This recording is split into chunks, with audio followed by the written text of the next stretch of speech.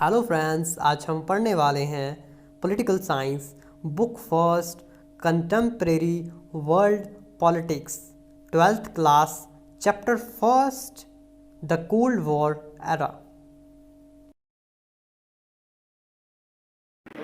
चलिए cold war को समझते हैं। कोल्ड वॉर को समझने के लिए हमें सबसे पहले समझना होगा second world war. Second world war 1939 से लेकर के 1945 तक लड़ा गया। ये अलाइड फोर्सेस और एक्सिस पावर्स के बीच में लड़ा गया। अलाइड फोर्सेस में US, Soviet union, Britain and France जैसे देश थे, और एक्सिस पावर में जर्मनी, इटली और जापान जैसे देश। ये जो सेकेंड वर्ल्ड वॉर था 1945 को ख़त्म हुआ जब यूएसए ने जापान के हिरोशिमा नागासाकी पे एटम बॉम्ब गिरा दिए।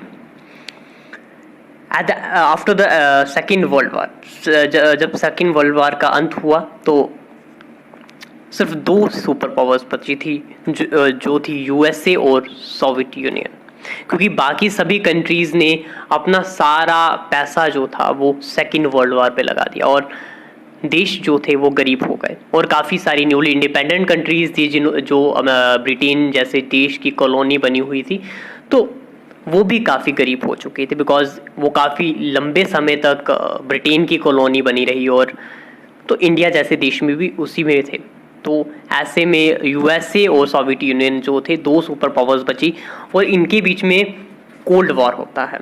तो कोल्ड वॉर क्या था?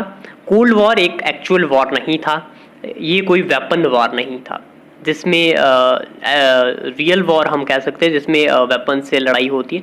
ऐसा कुछ भी नहीं हुआ कोल्ड वॉर में। तो cold war it's not actual war. इसमें सिर्फ प्रोपागेंडा किया गया एक दूसरे के खिलाफ।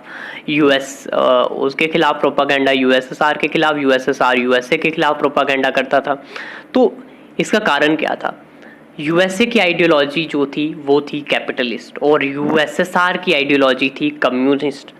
तो ये अपनी आइडियोलॉजी को सही बताते थे। यूएस कहता था मेरी आइडियोलॉजी अच्छी है, और यूएसएसआर कहता था मेरी आइडियोलॉजी अच्छी है। तो इसी के कारण जो था कोल्ड वॉर हुआ, और ये जो कोल्ड वॉर था 45 ईयर्स तक चला, और काफ़ी लंबा चला ये कोल्ड वॉर, और काफ़ी ज़्यादा कन्फ्लिक्ट पैदा हुआ।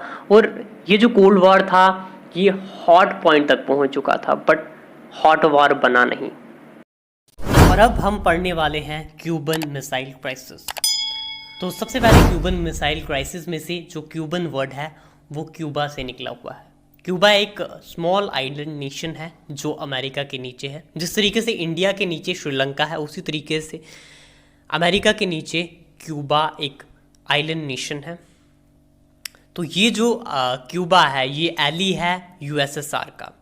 यूएसएसआर का एली है, और यूएसएसआर इसे डिप्लोमेटिक और फाइनेंशियल एड देता है।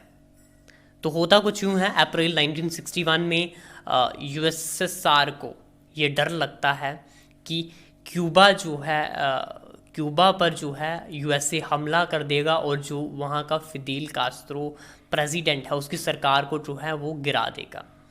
तो ये डर लगता है। और उसके बाद 1962 में जो फिर निकिता खुश्चेव होते हैं वो क्या करते हैं, वो डिसाइड करते हैं वहाँ पे एक मिसाइल बेस बना देते हैं, और वहाँ पे मिसाइल बेस बना करके 1962 में वहाँ पे क्या करते हैं, न्यूक्लियर मिसाइल्स लगा देते हैं।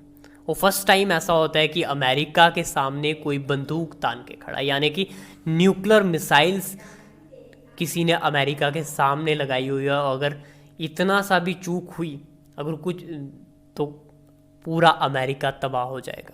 तो फर्स्ट टाइम कुछ ऐसा हुआ। और होता कुछ यूँ है कि 3 हफ्ते के बाद अमेरिका को ये पता लग जाता है, और उस तब के टाइम पे जो अमेरिका के प्रेसिडेंट थे जॉन के.एफ. नेडी, वो क्या करते हैं, खुली चुनौती दे देते हैं यूएसएसआर को कि मिसाइल हटा लो वरना बहुत बुरा होगा।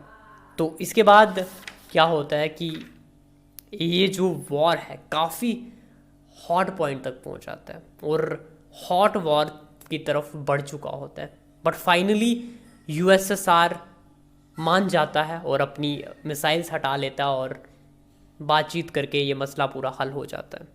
अगर ये जो क्यूबन मिसाइल क्राइसिस था, ये क्यूबा में जो भी हुआ, ये पूरा कॉन्सेप्ट जो मैंने आपको बताया, अगर इसमें यूएसएसआर लास्ट में नहीं मानता तो कहीं ना कहीं ये जो कोल्ड वॉर था ये हॉट वॉर में तब्दील हो जाता। और जाते जाते आपको बता दें कि ये इस वीडियो का पार्ट फर्स्ट है, पार्ट सेकंड की वीडियो की लिंक डिस्क्रिप्शन में दी हुई है, जाकर के क्लिक करें और वीडियो देखें।